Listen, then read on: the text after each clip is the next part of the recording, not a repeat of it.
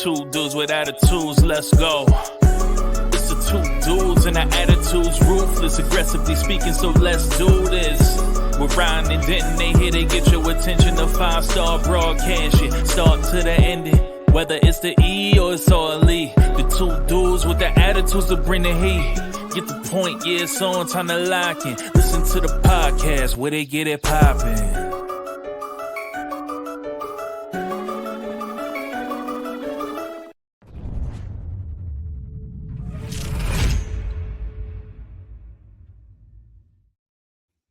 It's Two Dudes with Attitudes, a wrestling podcast with your boy Ryan Enjoys Wrestling and the Heartbreak Dude Denton.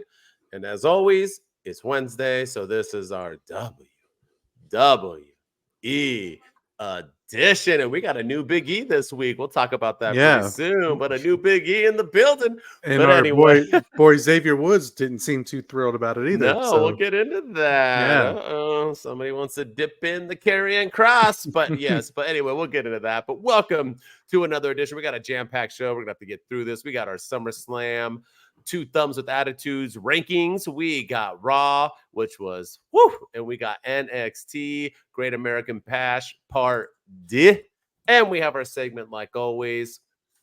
Once again, for those of you that are just listening and not watching, if you miss it, but we do a video during the awesome theme song that we have, and every time I watch that, I like even more so with SummerSlam being done. I'm like, man, Bayley, that was like that moment that's on that video. We all thought like, finally, she's gonna headline Mania with Sky. She's gonna have a phenomenal title reign, which she has not been given in a long time. Holy cow, I can't wait to get into that. So let's talk about it. You ready for SummerSlam? Yeah, let's do it, man. Let's do it. Yeah, and I agree with you on Bayley, though. It does makes me sad because that was her moment to shine, and makes me wonder, like, is it her? Is it something she's done? Is it Triple H? Is it a combination of the two? Do they just not see it in her? Like, I don't know, but yeah, it's sad. It is sad. It is super duper sad. But let's get into Two Thumbs with Attitudes, a SummerSlam ranking system. We'll explain it really quick. We're going to go through all 7 matches, and we will give it a thumbs up or a thumbs down. For you to get a thumbs up, we have to rank that match an 80% or better. So it's got to be a B or higher. So a C or less is a thumbs down, which means it could be a good match. It's just a thumbs down for us because we don't care. We are brutal. You want to earn our approval, then you got to earn it. You got to be at least a B. You're lucky we didn't make it an A. So and this would still have a bunch of thumbs up. Yeah, B+ player. Yes, sir. Just like my women. Got to be at least a B. All right, you ready? Let's get into it. It's more like a D. But all right, let's get into it. Let's start. We got Liv Morgan defeating mommy herself, Rhea Ripley, with the help from Daddy Dom to retain the Women's World Championship match. What a way to... We did a live watch-along, just so you guys know, and if you weren't there, that's on you because our watch-alongs are amazing. They're interactive. They're so much fun. People love it. People jump in. We had a ton of viewers, so jump on the next one. Don't be a square-o. Get up on that and watch it. But when that match started, Ryan was like, huh? This? Right now? He did like the Scooby-Doo. He was like, yeah. And Tim Allen from Home Improvement. Everybody who's 30 years or younger just turned off. Yeah, they have no idea what I'm talking about. Like, what the heck is a Home Improvement? He meant Buzz Lightyear. So anyway, they're like, Chris Evans. Oh gosh, remember he was. I remember. All right, back to wrestling. But anyway, I knew for a reason what was going on because I said my prediction was going to happen. But let's get into it. Thumbs up, thumbs down. What you got? Thumbs up, thumbs all the way up for everything. I mean, the match was great.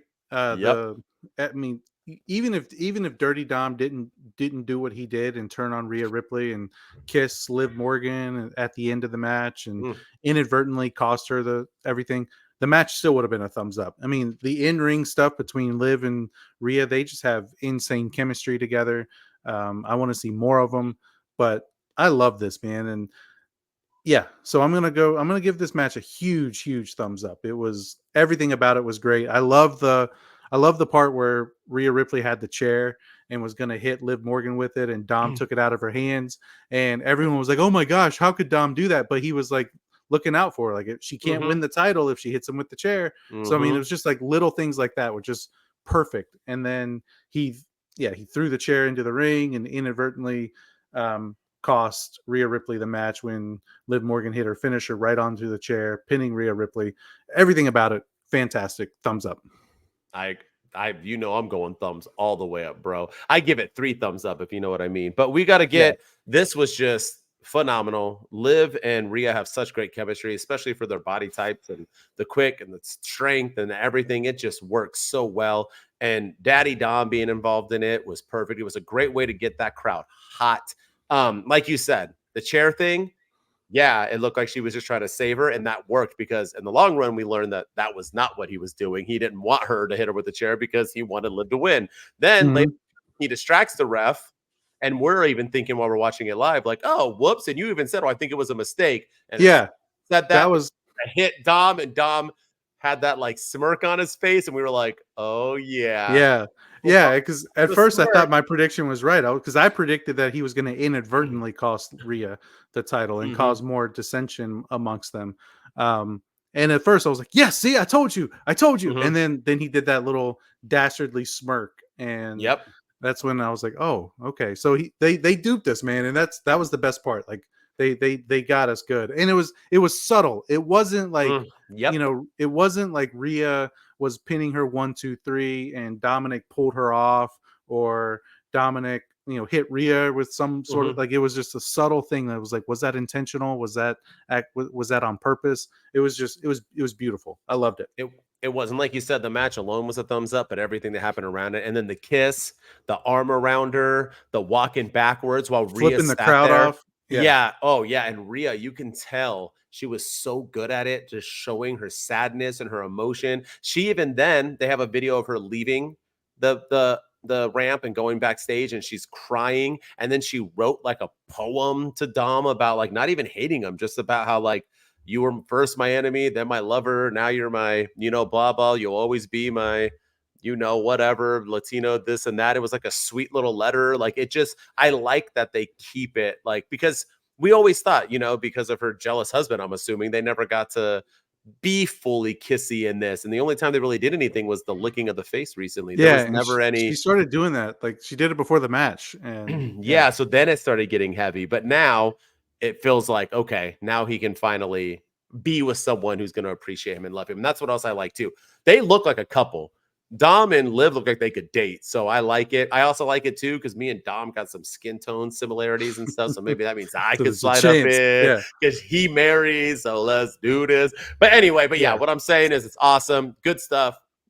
Huge thumbs up. Yeah, let's get in a match. Yeah, it was. Let's get in. It told the story. SummerSlam told the story.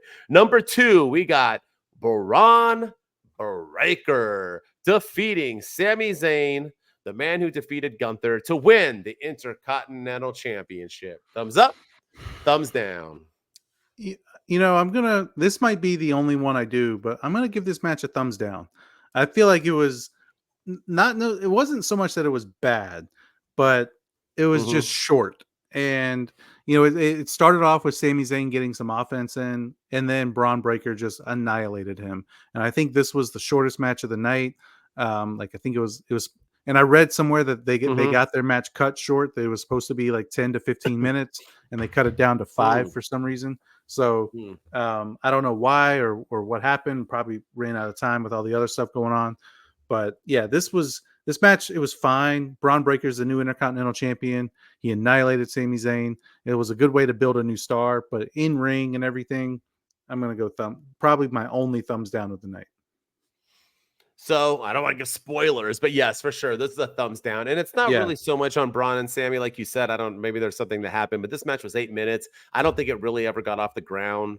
I actually thought it kind of hurt Bron a little bit, because it made him just look like he's like a Goldberg type character when he's so much more than that, because they didn't have a lot of time to do much. So it looked like he was just like a spear machine in this. And the fact that Sami Zayn defeated the longest reigning, possibly greatest Intercontinental Yeah. champion ever that thought he was unbeatable, who foreshadows does something phenomenal this night, and he loses that championship to Bron Breakker in like 8 minutes. If you're going to squash, I feel like if you were going to do that, then do it. I want Sheamus, Daniel Bryanson. I want 10 seconds, have him like hit him with And the also, spear and just pin him. Like, and don't if you're make it gonna like do it's just a mediocre match. if you were going to do it this way, why didn't you have Bron Breakker do it at Money in the Bank and then have him do something else at SummerSlam? Because that match was like 15, 20 minutes at Money in the Bank. And it was good. And it was a good match. And Sami Zayn got a lot of offense. And Braun didn't. I mean, he looked great. Don't get me wrong. But yeah, this match, he looked more dominant. So if you're going to have him look dominant, why not have him dominate in Money in the Bank and then have him face somebody else and also make him look dominant? That's what I don't understand. I agree. But once again, thumbs down doesn't mean the match was bad. No. I just don't think it was I don't think it was 80% or better. So, all right. LA Knight, defeats Logan Paul, the hometown hero. So if you were from Cleveland, signed to the WWE, you should have taken the week off because holy cow, did Triple H not give two rats about you?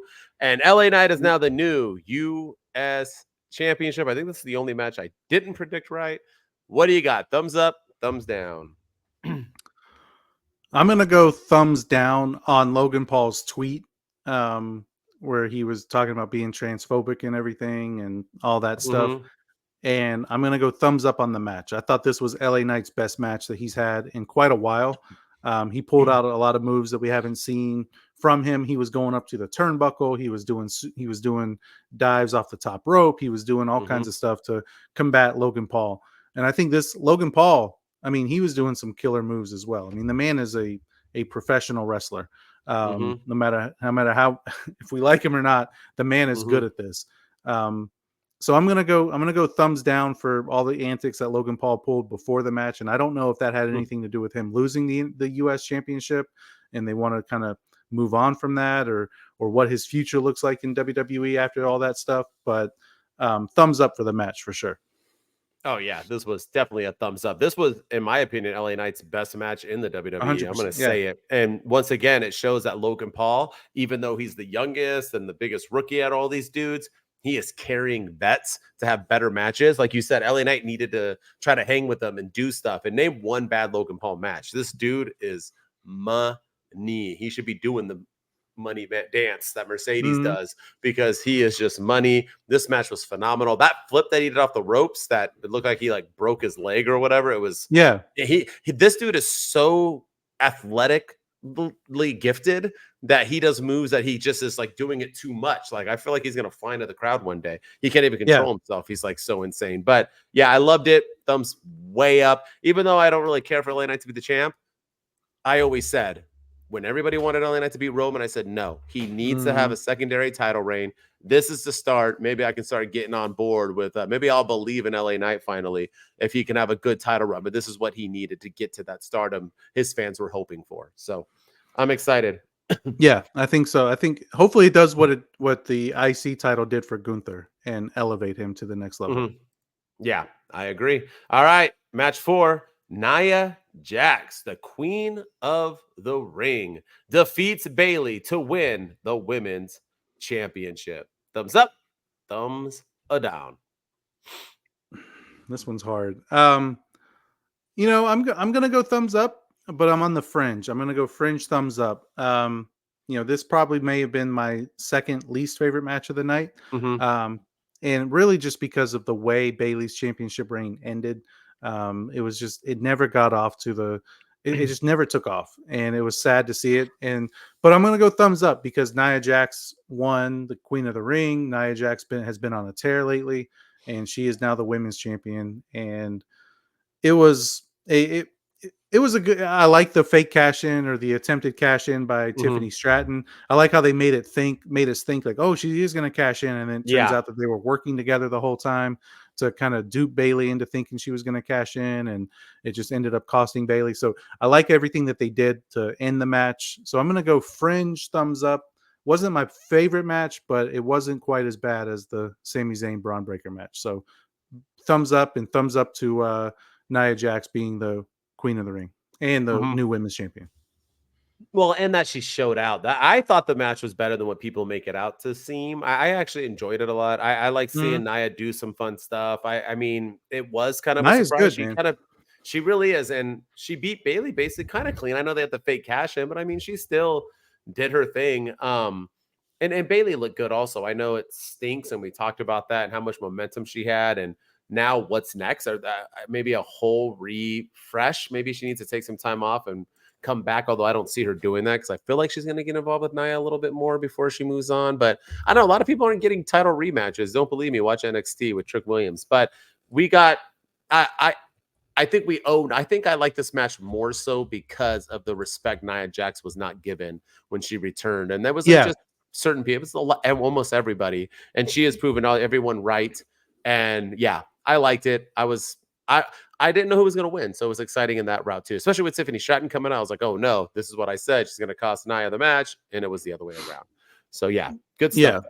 Yeah, I think a lot of people owe Nia Jax a big time apology, and I think her move into SmackDown was the right move. And we're going to see her now as SmackDown champion, and let's see what happens. See what happens. I'm excited to see her as champ. I really am. I want to see what she does. All right, number 5, we got Drew McIntyre defeating the best in the world, CM Punk, with Seth freaking Rollins as the guest referee. Thumbs up, thumbs down, because I heard a rumor that CM Punk is washed.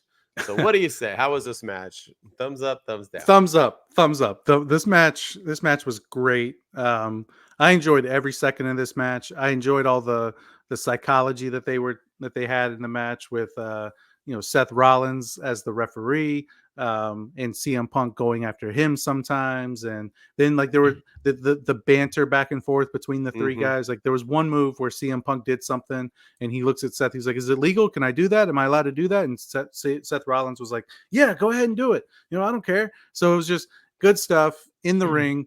I have a problem with the bracelet. If like that's my my whole issue. Like, this was a blood feud between two guys who want to tear each other's throats out.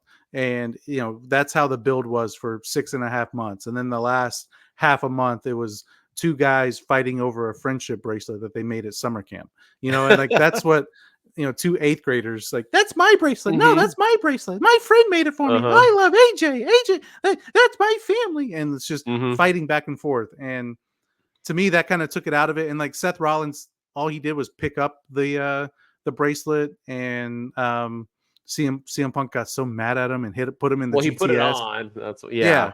And it was like he's doing it to be disrespectful, but he was really doing it to get it out of the way. But but at the same time, I also liked that that's what cost CM Punk the match. All this time, the story was Drew McIntyre took his eye off the ball for a minute when he won the World Heavyweight title, and CM Punk cost him and had Damian Priest cash in at WrestleMania. And then every time Drew McIntyre was taking his eye off the ball, this time it was Punk who took his eye off the ball, focused on that bracelet, and it cost him, and Drew McIntyre got the win. I liked all of it. It was good stuff. Yeah, I fully agree. Thumbs all the way up. I think this showed that CM Punk still does have it. He didn't get hurt. He had a great match. Drew had a great match. Seth did his part. He was the most down the middle, weirdest, biased referee I've ever, like, the fact that there was no rules and he just made them up. He still found a way to call it down the middle. I don't know how. And he cost CM Punk without trying to cost CM Punk, which was great. And the fact that Drew ended up with the bracelet again was phenomenal. I liked it all. Good stuff from both men. And the feud continues, which we'll talk about on Raw, because holy crap, did all that stuff happen there. But thumbs up for sure. All right, the 6th match of the night. We got the Ring General and the King of the Ring, Gunther, defeating Damian Priest with the help from Finn Balor to win the world title. Thumbs up, thumbs down. Thumbs up. This was another everything about it. Even if Finn didn't do what he did, this was another match that Gunther and Damian Priest tore the house down. Priest is a star. Gunther's a star. These guys did fantastic in the ring. And then again, Finn Balor's turn. It wasn't obvious. It wasn't. It was subtle. He put Gunther's foot on the rope. And the thing that I liked the most about this match was that they used instant replay, which Mm-hmm. like they never do. It's like, Mm-hmm. oh, did he do this on purpose? Just watch the freaking replay, man. Like they're gonna show it 100 times. Like watch the replay. Did this guy mean to hit me with the chair? Oh no, okay, I see. He pushed me out. He pushed this guy out of the Yeah. way, and he Mhm. inadvertently hit me. So I'm not gonna go after him next week. But they never do replay. In this, they allowed the replay. Damian Priest saw what happened on the replay. Yeah, then he did. And he started like going after Finn Balor right then and there. And I liked all of it. I liked his anger. Even though there was a time there where Damian Priest hit like the razor's edge on Gunther. He hit him with a choke slam. He went for the pin. Gunther still found a way to kick out. And then like as soon as like Priest just got up and like went right towards Finn Balor and grabbed him. And then, it was, all of it was good. And I'm excited to see what happens with Damian Priest and the Judgment Day moving forward. And Gunther is our new World Heavyweight Champion. And so I think this proves that the King of the Ring tournament this year, you made a video about this, but King of the Ring tournament this year was a huge success because both the men's winner and the women's winner are now world champions in WWE. Yep. It was That's what you want.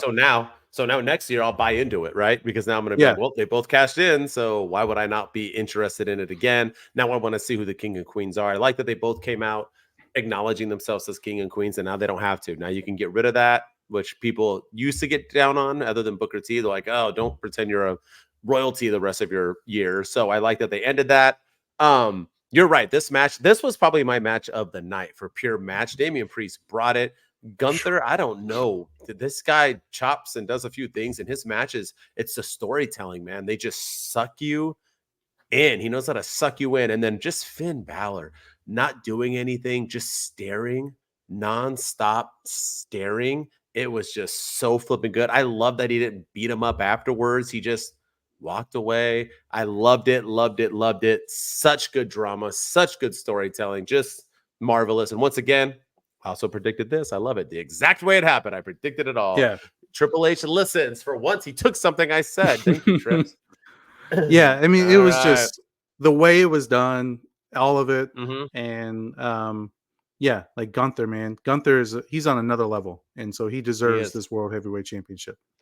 He looks good with it, but we'll talk about that on Raw. All right. Main event time. Last match of the night. We got your American Nightmare, Cody Rhodes defeating Solo Sikoa with the help from Roman Reigns, a returning yes, sir. TC over the counter, off the chains, over the to defend the WWE Undisputed Championship. I don't know what it's called anymore. Thumbs up, thumbs down. What do you give it? Okay, so the match itself gets a huge thumbs up, like big time thumbs up. The match, Solo Sikoa belongs. He proved that this was probably his best match since beating John Cena. What feels like forever ago now. And he proves that he belongs in the main event. The Jacob Fatu stuff. Him selling the injury, making him look like he was legitimate injured. So was he not injured?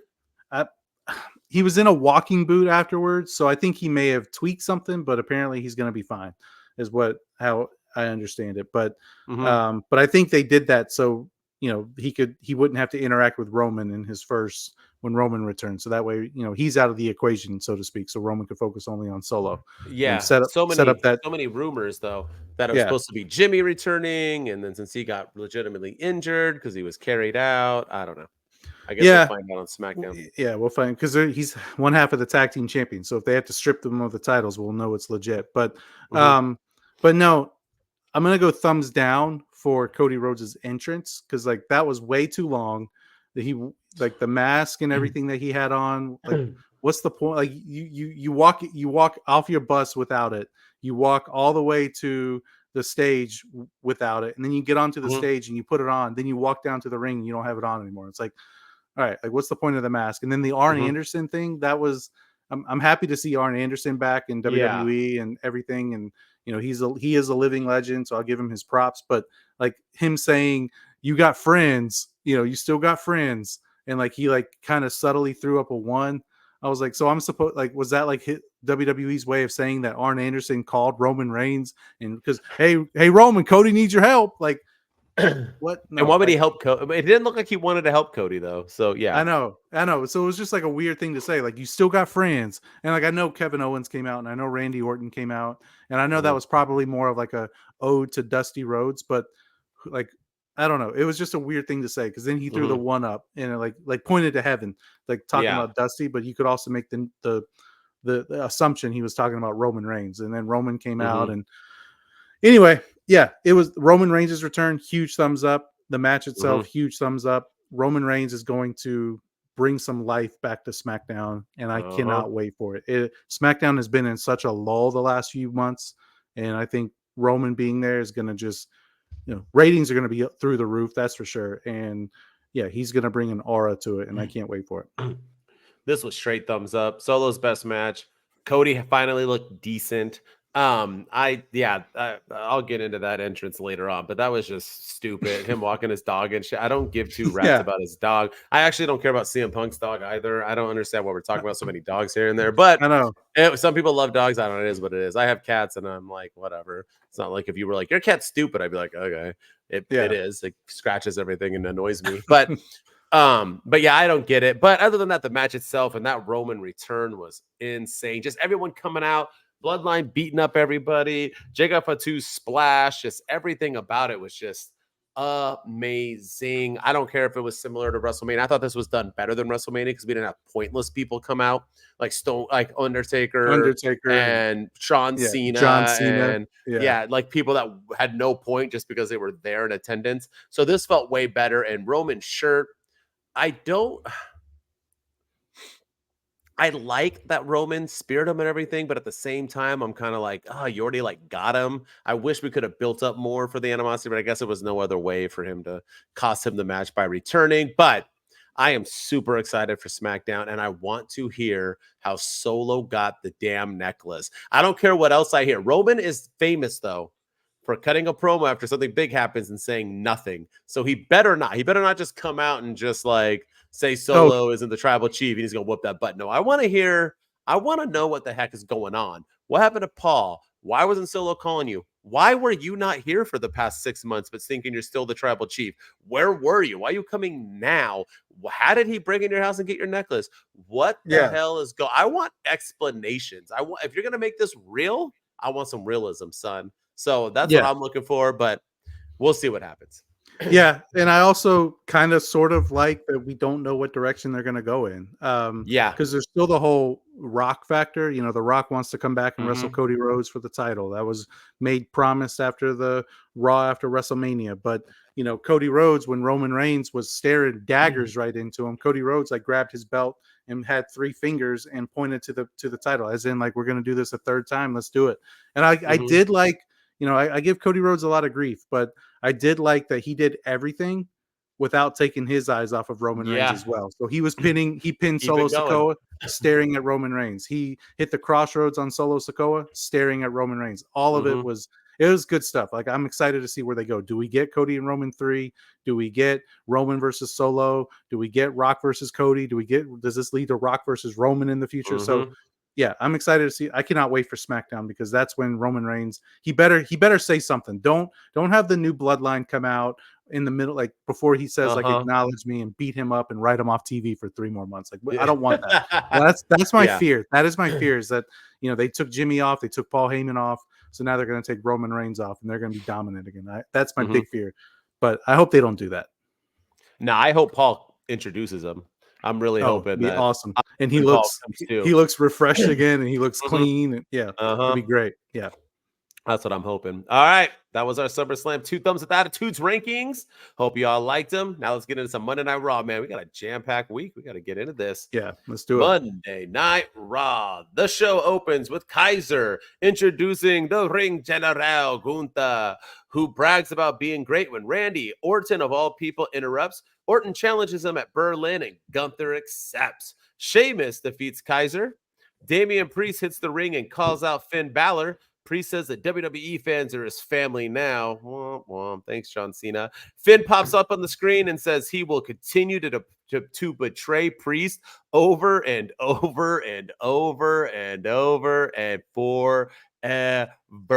And then the cameraman spans out to show Finn Balor's hanging out with some people, and those people are JD McDonough, Carlito, and a straight snuggling Liv Morgan and Daddy Dom. Great shot, by the way. Bronson Reed says since he doesn't have a match tonight, he'll figure it out. I wonder what that means. Probably not foreshadowing. Lyra Valkyria and Shayna Baszler end in a DQ when Zoe Stark attacks. Damage control makes the save. Ivy Niles talking with Maxine Dupree, and Chad Gable says, you need to get out of here, Maxine Dupree, so she leaves. CM Punk out for a promo. Then Seth Rollins interrupts. They bicker for a bit, and then they're about to throw hands when Drew McIntyre pops up in the crowd, talks about Punk's wife and dog, so Punk's not having anything of it. He runs into the audience, chasing him out. Seth is alone in the ring, chilling, thinking about his life when Bronson Reed attacks and completely destroys Seth Rollins, giving him not 1, not 2, not 3, not 4, not 5, but 6 tsunami splashes. So much so that the crowd was chanting, "We want more. We want." They were so flipped. This thing went on. So it reminded me, if you've ever seen The Simpsons, there's a thing where Sideshow Bob steps on a rake. And then he hits a rake, and then he hits a rake, and every time he hits a rake, he goes, ugh. Then he hits a rake and goes, ugh. Then he hits a rake and goes, ugh. And it's funny at first, and then it gets stupid, and then it keeps going and going that you continue to laugh again. That's what this was. This happened once. You were like, oh, no. Happened twice. You were like, poor Seth. Happened 3 times. You're like, you bastard. Then happened 4, and you're like, okay, what's happening? Then it happened 5, and you were like, oh, shoot, no. Keep it. Then it went 6, and they were like, go. Keep tsunami. Even the fans were they wanted him to keep doing it. Yeah. Yes. And the stupid referees finally roll Seth Rollins out of the ring, just letting him just get destroyed for no reason. Anyway, it was magic. Punk tells Adam Pearce he wants Drew McIntyre, but Adam Pearce takes off his glasses and says Drew has left the building. I don't know why he took his glasses off. The New Day defeat the AOP, who attacked them after when Odyssey Jones supposedly got like 27 billion views or something. I don't believe that, but that's what they're saying. Makes the save and takes out the final testament. Afterwards, Kofi Kingston says, thanks, Jones, for making the save, and Xavier Woods seems indifferent about it. A-Town Down Under on loan from SmackDown. Cool. Defeat Awesome Truth. At least they didn't lose.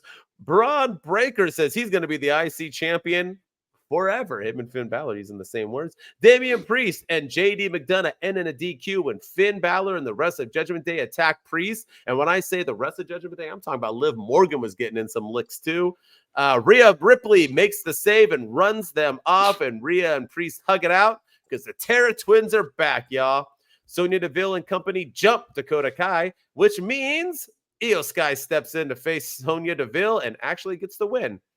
Sami Zayn and Jey Uso have a chat, and Sami tricks him or something. I don't know, but he has a rematch next week. And another Bray Wyatt. I don't know what was going on. Another Bray Wyatt 6 video, that focuses on Joe Gacy.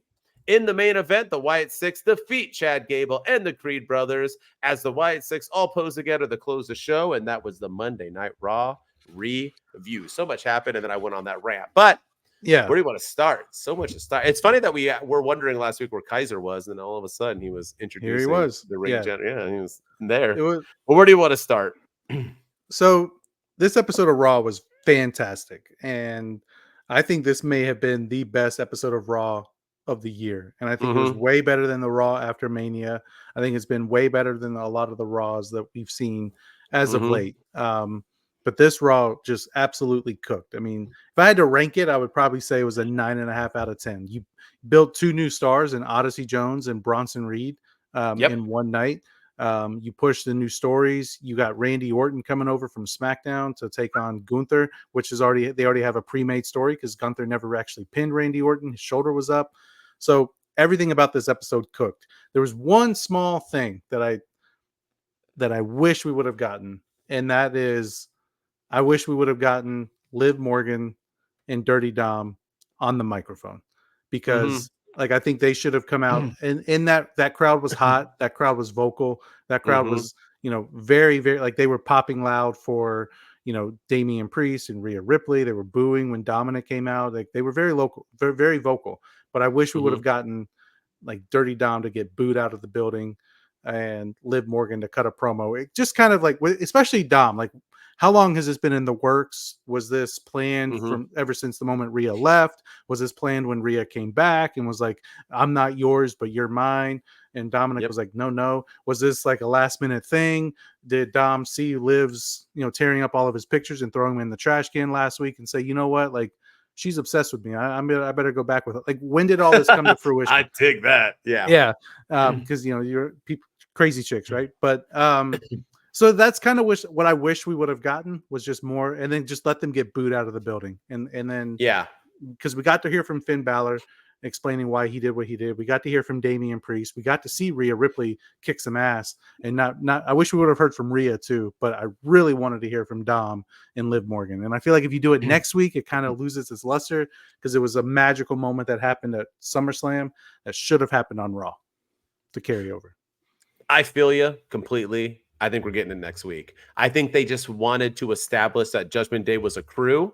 Yeah, that makes sense. And that Priest and Rhea were together. I think they were just trying to like separate. So now right now Priest and Rhea are going to be working together for a little bit, and that the Judgment Day are in fact the Judgment Day. Although I posted a video on TikTok today and some guy was like, they're not the Judgment Day. Edge started the Judgment Day. I'm like, what? I'm like, are you stupid? I'm like, no, dude. And he's like, I've been watching wrestling for 43 years. I'm like, okay, what does that have to do with you not understanding that they are still the Judgment? They all had Judgment Day shirts on still, you moron. They were literally called the Judgment Day. Yes, I don't understand what that guy was talking about. But anyway, I loved that shot of them though. Woo.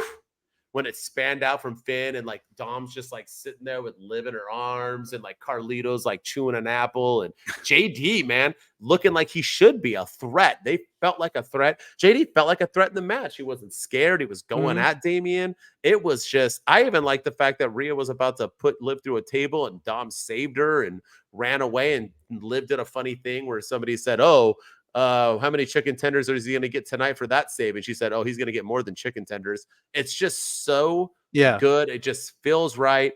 The new Judgment Day is just, I'm excited. I just hope they don't just lose. I hope they stick around after the whole Priest and Rhea thing because they need it. It's nice to have. And they did kind of explain, all egos and, no egos, no leaders. That's what they always said. And Priest and Rhea were always trying to be the leaders and saying they're better than. And I think Dom will talk about that too, saying that you literally said I wasn't even yours, like, so, or you're not mine, so why would I want to be with you? Yeah.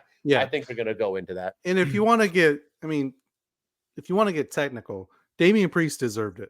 100%. He deserved it. Yes, he's the babyface right now, but I mean, if we learn nothing from How I Met Your Mother, the only thing you learn is you don't violate bro code. And Damian Priest 100% violated bro code.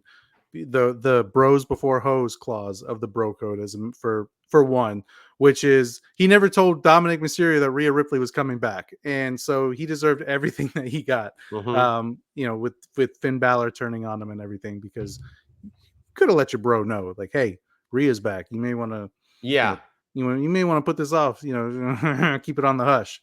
But no, he didn't. So he violated. The I agree. Code.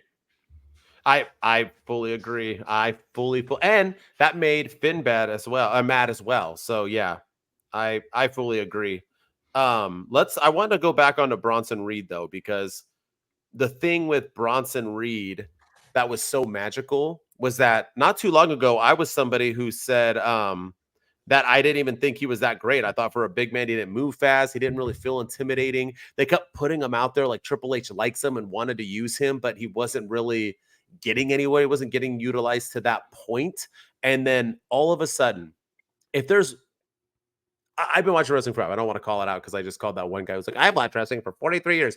But back in the 90s and even the 80s, the best part about wrestling was that big A stars, so the Hogans or the Warrior, they would wrestle B-level stars. Like I remember matches with Hulk Hogan and Bad News Brown. Bad News Brown wasn't even that big of a star. He was a wrestler. He was good, but he would wrestle Hogan. These guys would give it and give them that rub. And I feel like in wrestling, we've lost that. When you're a C-level wrestler, you wrestle C-level wrestlers. When you're a B-level wrestler, you wrestle B-level wrestlers. When you're an A-level wrestler, you wrestle the A-level wrestlers. And you're not allowed to like mix in between unless that B-level wrestler has jumped up into the A-level. Bronson Reed hasn't jumped up there yet, but they brought it. And how amazing of an idea for Trips to say, hey, we believe in Bronson Reed.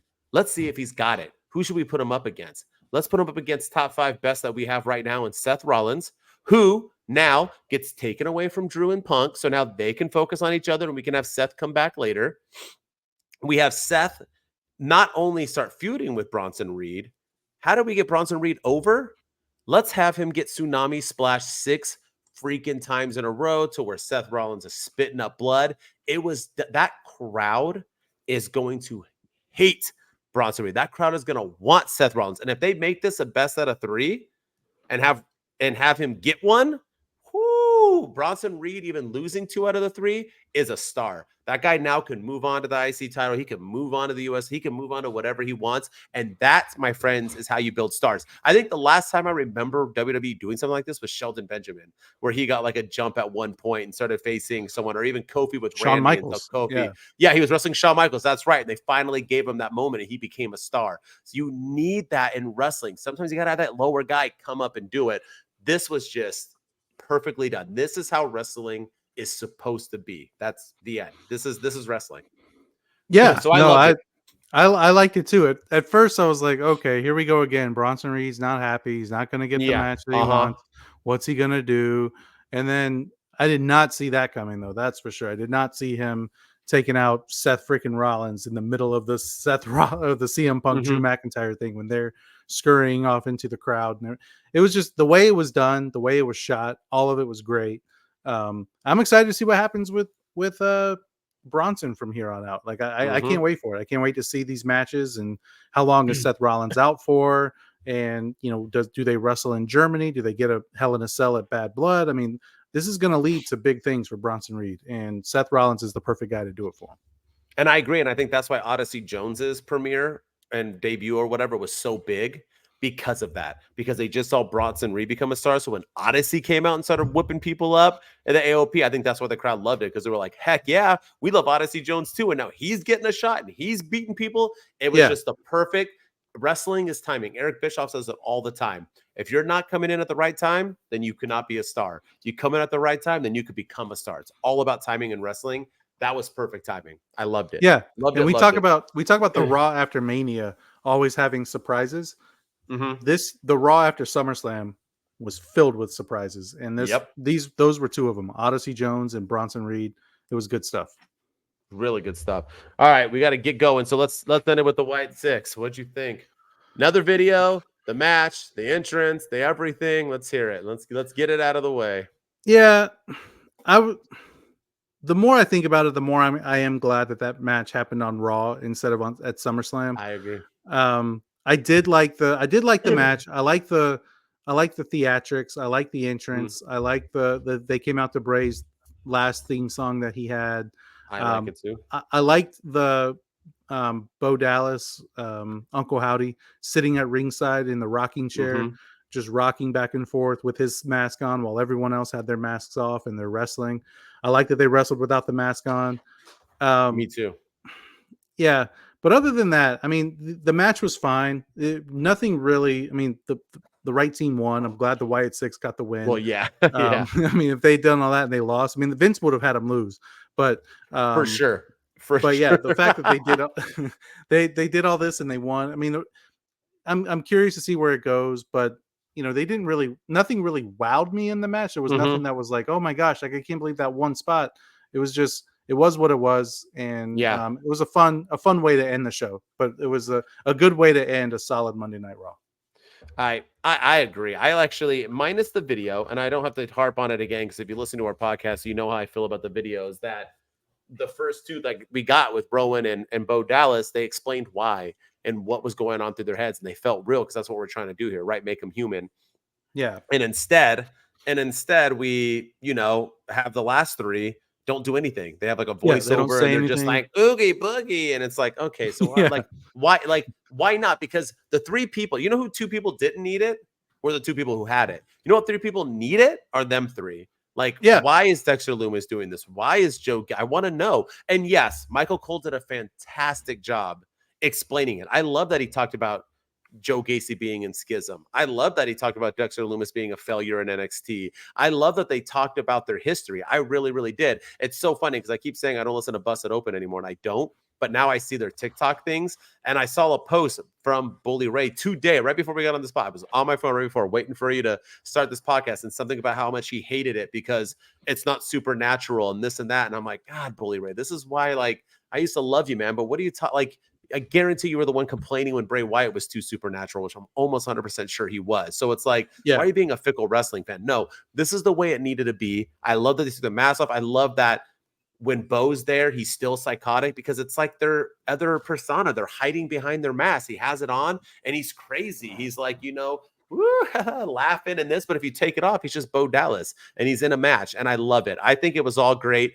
I like the ending with them posing. I thought the match was fire. I like it all. And Chad Gable and them will recover. They'll be fine. It looks like they're already going to move on to facing off against Otis and all them. So this was a great way to get the White Six going. Needs to happen. And this match would not have made sense in SummerSlam. Go back and watch SummerSlam. It had to happen on Raw. So good call.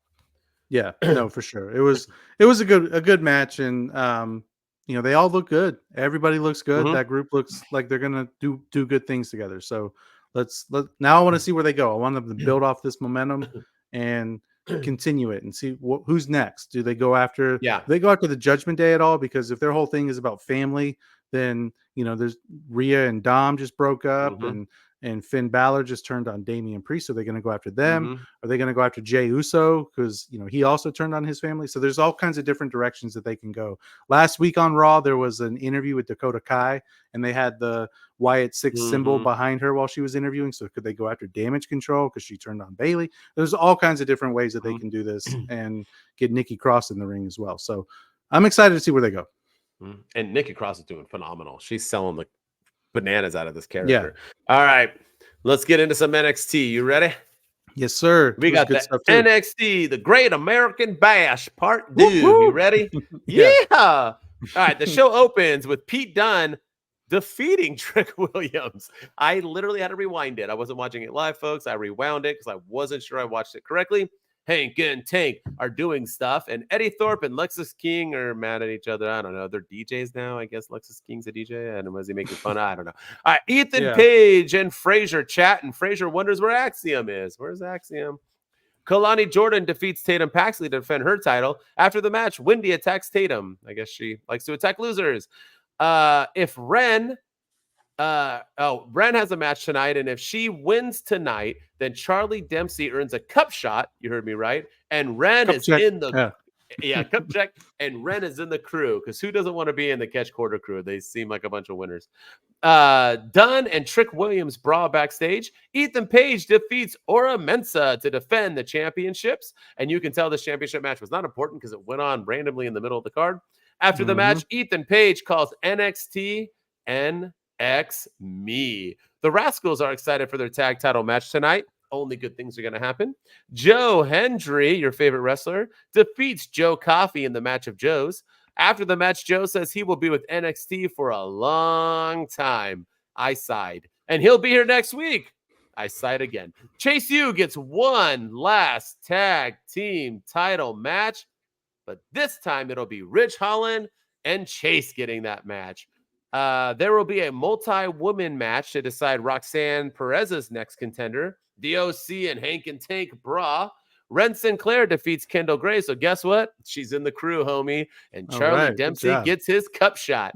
Javon Evans talks again in a promo that I did not pay attention to. Next week, Oba Femi will defend his title against anyone. In the main event, Axiom and Frazier, who constantly break up, bicker, and never on the same page, defeat a phenomenal tag team and MSK to defend their tag titles. After the match, they help Wesley up, who then super kicks and attacks both members of the Rascals, literally destroys them, and stands tall as the crowd eats it up to close the show. And that is the NXT Great American Bash Part 2 review. Where do you want to start? A lot of stuff happened on there. Yeah, no. Wesley, that heel turn. I mean, if you're going to turn everyone heel, he was somebody who needed a character change in a big way. Because his character was getting, he came back from injury, and he's kind of doing the woe is me. I'm gonna get my my North American championship back. I'm gonna get yeah. Somebody loves Yeah, I'm an AEW. AEW homer here. But I'm and then so he needed a character change, and He I really didn't did. I didn't see it coming either. That was the best part No. about it, was I had no idea this was happening, that this was even, like, they didn't hint at it at all. Mm-mm. I loved it. I liked all of it, and I'm curious to see what kind of heel Wes Lee is. Is he going to be the chicken shit heel, or is he going to just be the heel that beats the shit out of anyone who gets in his way? Either way, I'm excited for it, and I hope that this kind of serves as like a relaunch of his career, to get him kind of back into that main title picture within NXT, because I've always liked Wes Lee, but his character, like we said with Carmelo Hayes and Trick Williams, they both needed. Carmelo Hayes needed to turn heel and turn on Trick, and to help him in the latter half of his run in NXT. And it's the same thing with Wes Lee. He needed something something different, and this is exactly what they did. And I'm excited for it. Can't wait to see where it goes. Yeah, I did a whole post about it. Check it out, HBD Denton on TikTok. But yeah, he needed to. He when you are a babyface and you're a great wrestler and you have no direction, the best thing you can do is turn heel. And the best way to turn heel is to turn on your closest friends. And he did it all. And he did it vicious. He was like flexing and hitting them hard. And like, he wasn't looking like a chicken shit heel. He was looking like a badass. He was like, yo, like, I got some muscles. I'll wreck these dudes. He made homeboy cry. One guy was like, and he just like picked him up by his broken finger and put him back down again. It was all so well done. Great heel turn, and 100%. Wes Lee was getting stale. He needed it. He got it. Chef HBK and Chef Trips, they were cooking this week. Before you get into something else, I want to talk about Trick Williams. Yeah, what is going on with him? That dude didn't even, probably the biggest champion they've ever had. Biggest, not the best, the biggest. Like, he was so popular. He lost by not losing and gets no instant rematch, and is now losing matches to Pete Dunne. And nothing against Pete Dunne. I get that they're going to wrestle again and Trick will win, but what are we doing? Why? They're doing it because somebody told him, I forgot who told him, that he needs to find his inner badass or whatever it is. But why? He was the best wrestler on NXT. People were already ready for him to go to the big show. He had a great match on SmackDown or Raw. I forgot which one it was. He had a phenomenal match. Why? What does he need to prove? What are we doing here? What happened? Did we just like want Ethan Page as the champion now? So we're just trying to get something to do with Trick? It's a huge, like I said, I had to rewind it. I was lost on Trick Williams losing this match. Like, holy cow. This downfall might need to be documented and researched, because this is, they need to turn it around now. Let's get it back. I love Pete Dunne too, but this ain't it. No, I fully agree. And I don't know what they're doing with Trick. I cannot figure it out. Did he do something backstage that pissed somebody off? I mean, that's the only thing I can think of, because that's, losing. Not only did he lose without losing, like you said, but he also he lost this match to Pete Dunne. And yes, there will be a rematch and he'll probably win. But I mean, I feel like his momentum is gone, and it's going to take a while for him to get it back. And hopefully, I mean, there's still time to turn it around, but they got to do it quick, because I agree. People are going to sour on Trick pretty soon too. Yeah, losing to Pete Dunne. Pete Dunne's feuding with Sheamus right now. Why is he beating? And why is an he NXT, in NXT superstar? Yeah, if they're supposed to be there to enhance, unless you're going to be part of NXT, but he's not even a part of NXT. He's just a guest beating their best wrestler. Very weird, very weird stuff. And then I want to talk about Ethan Page, because I've been digging him in NXT, and I like his line this week where he called it NX Me, and I thought all of that was good. But I don't know, there's something, maybe it was the fact that he was wrestling Aura Mensa in like the second match of the card or whatever, but this week, the NXT championship did not feel important whatsoever.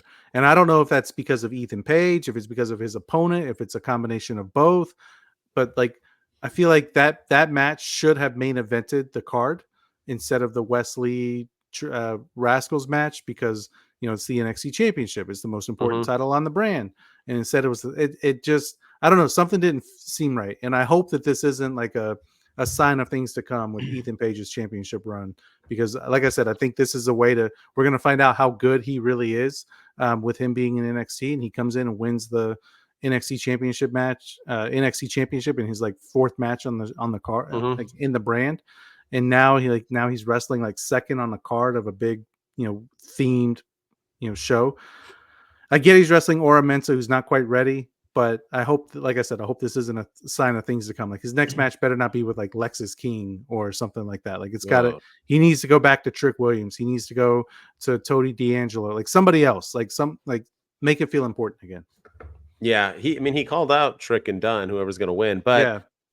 I'm like I told you before, this is reminding me of the Big Show's title reign many moons ago when he won the title in WWE, and he was already feuding with like a mid-carder and the Big Boss Man. So then they just had him start defending his title against the Big Boss Man. It's like, why is the Big Boss Man getting, because Big Show just won it randomly and he wasn't supposed to, I don't think. It's the same way I feel about this. Ethan Page was feuding with Oro Mensah as soon as he had premiered. Then he won the title and was like, well, we can't just have Oro disappear. So why put the belt on him? Yeah. So it's kind of, I'm hoping Ethan Page moves on from this. Maybe I have 2 reasons why it was the start of the 2nd hour, right? Which isn't the worst, but I think they wanted that Wesley turn to be the closing of the show. So that was one reason why I think it lost out. Secondly, Oro isn't that big of a name, and this wasn't that kind, but I think they wanted Ethan Page to get a clean win. Maybe they didn't want Ethan Page to be a cheating champion, and he can get a clean win against Oro Mensah, and he did. So maybe that's why they did it. So I'm hoping for the best, because Ethan Page has been killing it. He feels important. He walks around with that title like it's important, but like you said, he doesn't feel like that guy yet. He feels like just some dude that won the belt by luck, and then he wrestled a nobody. Like, he needs a win.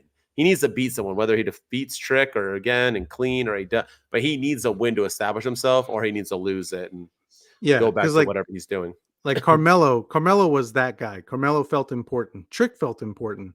Ethan Page just does not.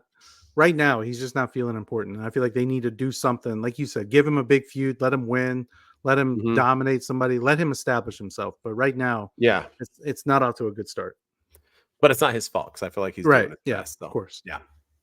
All right. I think that's it, right? That's our week in review of WWE. What a week.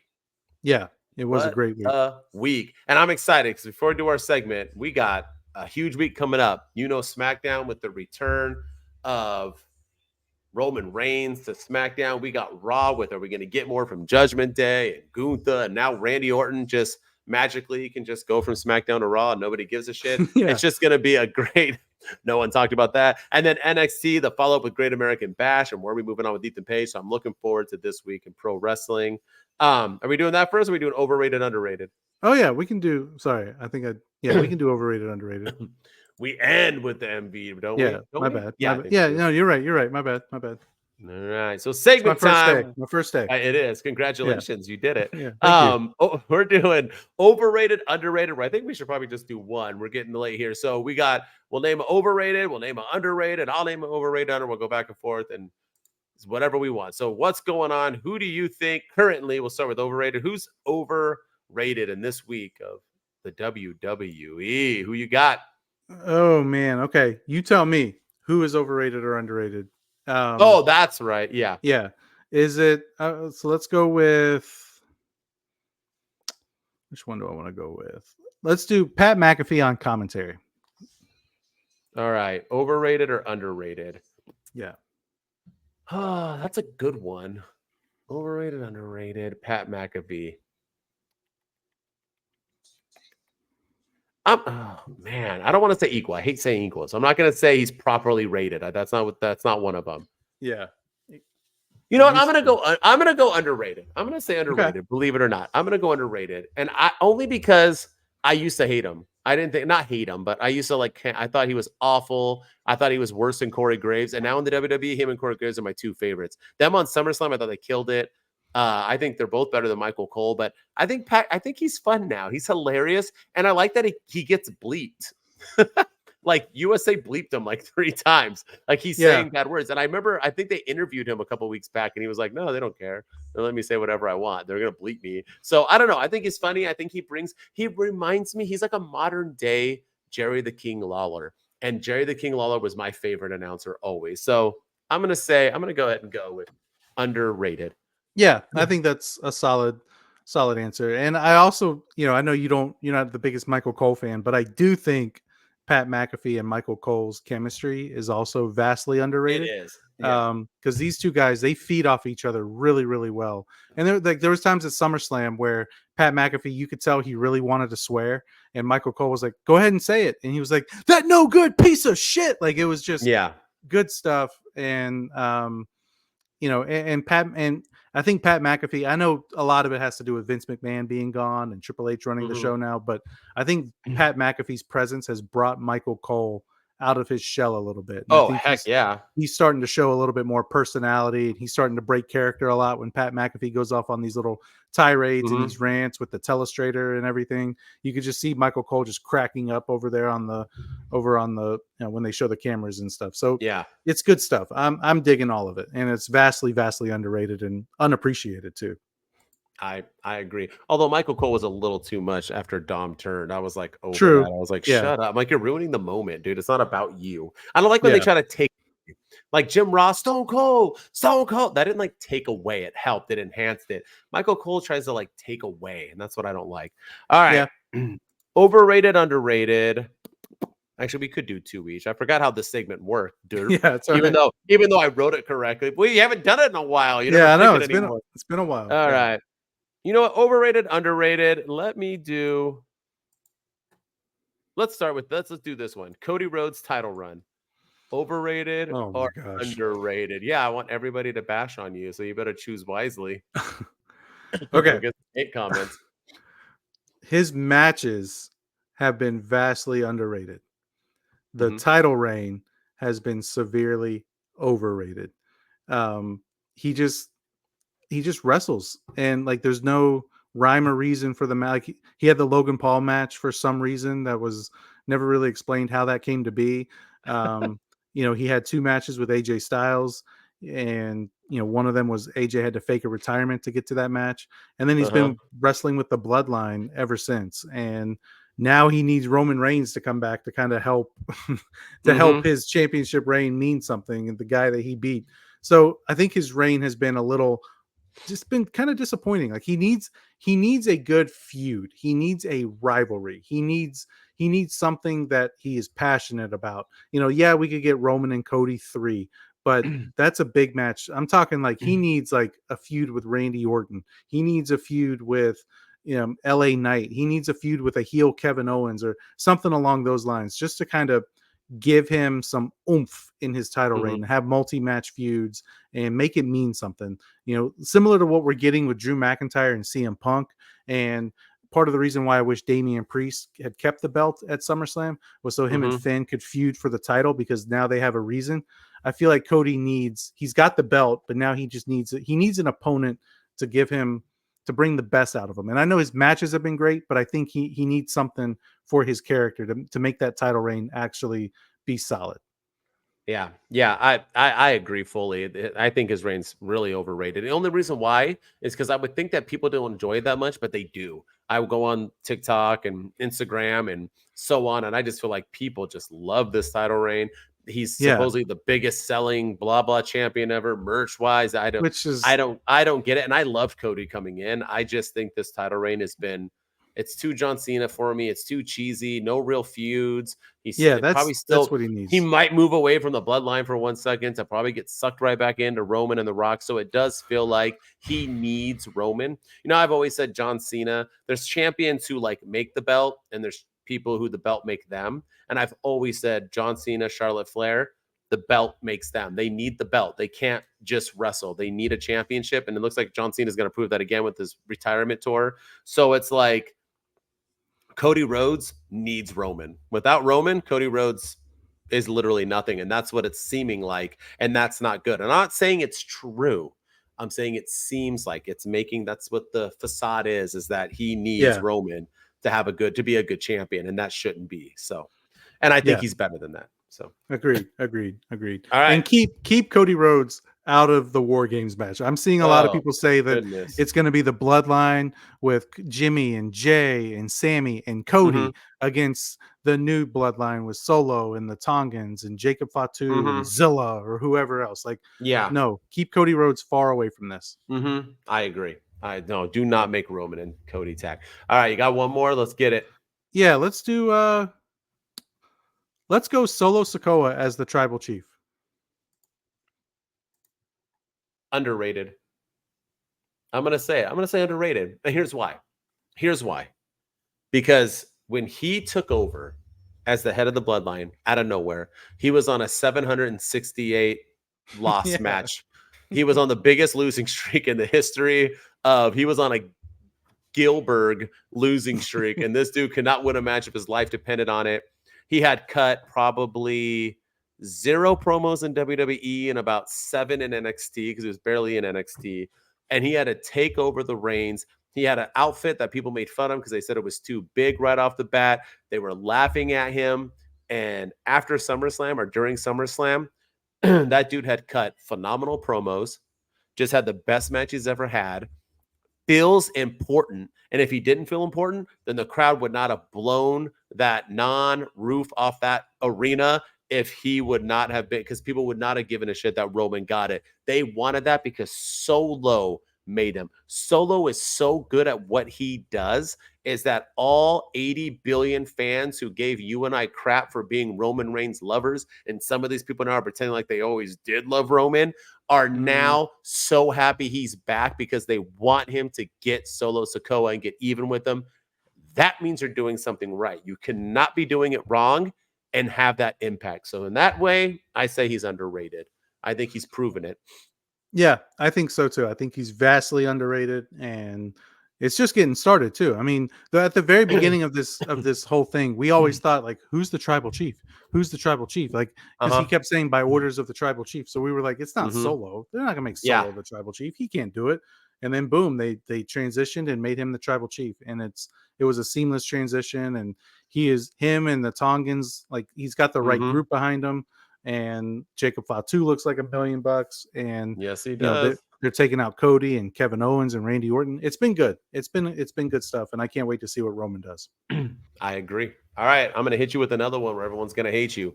Overrated, underrated. Jey Uso. Let's hear it, homie. I had that one for you too. But I changed it at the last second. I'm gonna go very, very overrated. Very. Yeah. Like I like Jey Uso, and this is not a dig at him whatsoever, but like he sells all the merch. He is a merch guy, but his promos, like, I'm sorry, the yeet thing annoys the hell out of me. Like serious. He's trying to be serious. Have a moment with Sami Zayn, who like. And I didn't understand that segment either, because Sami Zayn was like trying to be all serious and depressed, and he's like, "I'm just kidding. I got a match with him next week." Ha ha ha! Like that was weird. But Jey Uso, we gonna win the tag team titles. Oh yeah, you're gonna win the Intercontinental Champion. Oh yeah, you're gonna be a double champion. Oh yeah, it's just really freaking annoying. Like I get that's your catchphrase, but if you have to say your catchphrase every 5 seconds, it's not a catchphrase. It's like, it's like when you tell someone, yeah, exactly. It's like when you have to say it over and over to get people to respond to you. It's not really a catchphrase. You're shoving it down their throats. And then he can't win matches. He wasn't on SummerSlam. He was the face of Money in the Bank. He was all over the Money in the Bank promotional materials. He didn't win the briefcase. I just feel like they're using him to sell merch, and that's really about it. That's really all he's good for. And as much as I hate to say it, because people think it's too soon for him to go back to the bloodline, I think Cody doesn't need the bloodline. Cody needs to go away from the bloodline. I think Jey needs to go back to the bloodline, because that's when he was at his best. Everything you said, I agree fully. It's a waste of his time. The yeet thing, whatever, it's all stupid. I don't know why he's doing this. If it's his ideas, if he got it, now he's running with it because it's making him money. Because I know selling merch puts money in their pockets, but I don't know. I don't take him seriously at all. I can't look at him right now and think of what I used to think, because when he was in the Usos, I took him very seriously. It's just really disappointing. We thought he was going to dethrone Roman. I did. He's no longer main event Jey Uso. He's yeet, colorful yeet Jey Uso. The fact that he said yeet 18 times to Sami Zayn, I wanted to like jump in front of him. I know. Like, it's too much. It's like The Rock doesn't say, "Do you smell what The Rock is cooking?" Hey Cody, hey Cody, you smell what I'm cooking? Hey, remember, I'm coming back for you if you smell what I'm cooking. I'm I'm gonna go after Roman Reigns. And then if you smell what I'm like, he's not saying that every like it's a catchphrase because he says it one time. Yep. It's annoying now. It's getting really annoying. I fully agree. So, well, we agreed on them all, so that's good. All of our overrated, underrateds. All right, let's get into it. End of the week, WWE. We got to pick a most valuable dude or dudette and a least valuable dude or dudette. So we pick it from this week of SummerSlam, Raw, and NXT. As always, we're going to start with the person who we think was the least valuable dude or dudette or a group. And we'll start with you. Who do you got? Who's your LVD or Ds of the week? Yeah. This one was way too easy for me and probably easier than because it's easy.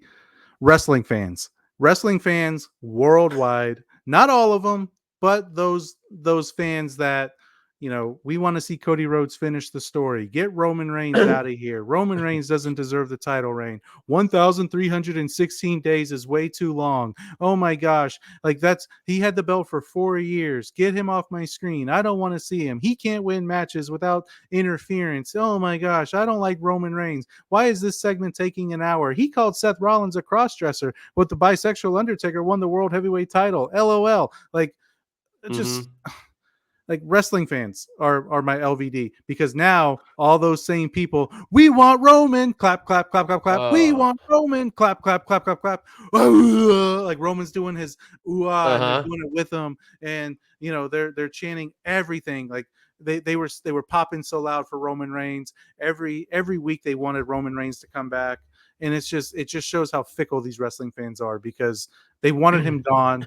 They wanted that belt off of Cody Rhodes. It almost makes me question whether or not they cared about Cody Rhodes actually winning the title or if they cared more about Roman Reigns dropping the belt. Did they care about Cody Rhodes finishing the story, or do they just want the belt off of Roman and they wanted Cody to take it from him? Like that's kind of how I feel because as soon as he was gone, thank you, Roman. Clap, clap, clap, clap, clap. And then we want Roman. We want Roman. Hey, Roman's back. Everyone's excited to have him back. Hey, Roman's back. Like it's just the wrestling fans to me. Like I can't stand the hypocrisy. Wrestling fans are my least favorite or LVDs of the week, with the fans that wanted Roman gone. Now that he's back, they're now that he's hot. They're back then they didn't want him. Now he's hot. They're all on him. Like that. Mike like the Jones. Mike Jones. Who? Mike Jones. Who? I love it.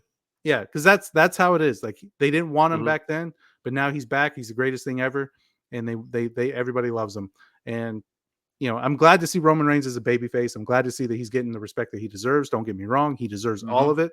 He deserves all the accolades. And I'm happy to have him back on my screen. But just all these fans that wanted him gone, all of a sudden love him.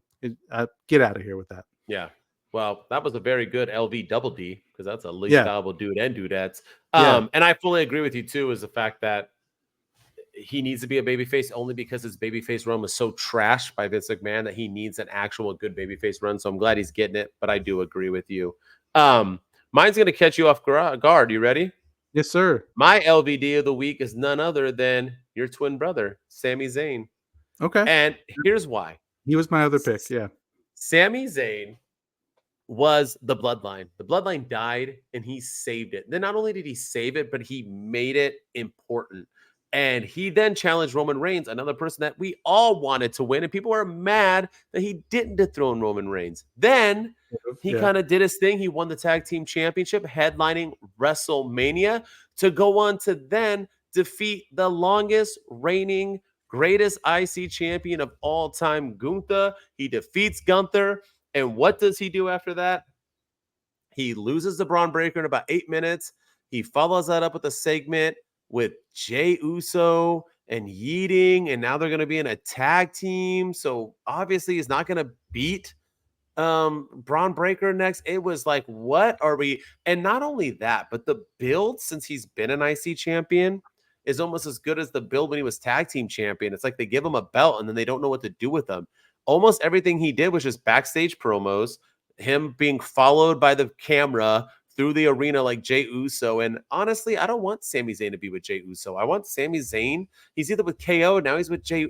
I want Sami Zayn just to do his damn thing. The man is one of the most talented wrestlers. He's one of the best on the mic. He's when he beat Gunther, everyone believed it because he's that dude. Let him just be that dude. We don't need him to be a comedy act and a, oh, woe is me. I think I'm going to retire now. Just kidding, dog. I'm not going to retire. I have a match next week. Yeet yeet yeet. It's so like, I'm like, that no, whole Sami thing. Zayn, get off my screen. I wasn't for it. No, no thanks. That whole segment was like, I love Dog Sami trash? Zayn. Yeah. He's my one of my faves, but that was god awful. And the whole like, I'm just kidding. I got a match with Bron Breakker next week. Like, you're happy about that? Like, the man just kicked your ass and you're freaking happy about it? Like, that's number one. Number two, you're right. Like, his IC title reign was a bunch of backstage promos, and it was a bunch of, hey, Chad Gable, how about an IC title match next week? Hey, Ludwig Kaiser, how about an IC title match next week? Hey, Ilya Dragunov, I got you next week for the IC title. Like, that was his entire IC title reign, was matches next week on Monday Night Raw. And, you know, they were great matches, don't get me wrong, but it was just no build, no real feuds, no real rivalry. And yeah, it was a sad way for him to end, to drop it, for sure. I agree. All right, let's get into the pod. Let's end with it. Who's your MVD, double D's, or dudette? Who do you got? Who's your most valuable dude or dudette? I was torn on this one. I really wanted to choose our tribal chief, Roman Reigns, but I'm not going to this time. I'm gonna go with the new mommy, Liv Morgan, as my MVD of the week, because those shorts got you. Yeah. I mean, first of all, that cowboy hat she walked in with, whew, and like that outfit, just everything, that the chemistry between her and Dom. Yeah. Like, there was Raw was on this week, because that's all I was looking at. But in all honesty, she did she did something that nobody could do, and that is pin Rhea Ripley. And not only has she pinned Rhea Ripley, she's pinned her twice. The last time Rhea Ripley was pinned was like in 2022 by Liv Morgan. And, you know, Rhea Ripley's had the moments of winning the Rumble, winning the women's title, holding on to the women's title for a long time. Never really got pinned for the women's title, beat Becky Lynch at WrestleMania, had to relinquish it a few weeks later, only for Becky Lynch to win it. And then Liv Morgan takes it. And then Liv Morgan pins Rhea Ripley in her first match back since coming back. It was great. You know, and I feel like we're not, people are going to talk about Roman Reigns, and people are going to talk about, you know, all the other title matches and everything that happened, Gunther winning the World Heavyweight Championship, but I don't think people really appreciate what Liv Morgan just did, because they didn't really talk about it. They talked about the Dom stuff, they talked about the Finn stuff, but Liv Morgan beat the unbeatable at SummerSlam, and I feel like it's kind of being brushed under the rug. So she's my MVD of the week. That and the whole angle with Dom, for sure. That's a really good most valuable dudette. I'm just gonna throw it out there. I'm gonna do a tie just because I want to, and it's our show, so I'll do whatever I want. There you go. But my most valuable dudes are Finn Balor and Dirty Dom, or Daddy Dom, as I like to call it. It was just the most perfectly well done. The following the Raw, but the fact that Dom went out there and turned on Rhea, and then Finn follows it up by turning on Priest. Their explanation that Finn did give was excellent. The fact that he was like, you guys talk about no leaders in this, all you guys did was worry about yourselves. You're over here harping on me. You don't want JD. You don't want Carlito. You're not telling Dom. Basically is what he said, just in a nutshell, that you don't want. And then they attack them, jump Priest finally, which they didn't do at SummerSlam, which was perfectly. Then they weasel away like a bunch of little, you know, chicken shit heels, which they are.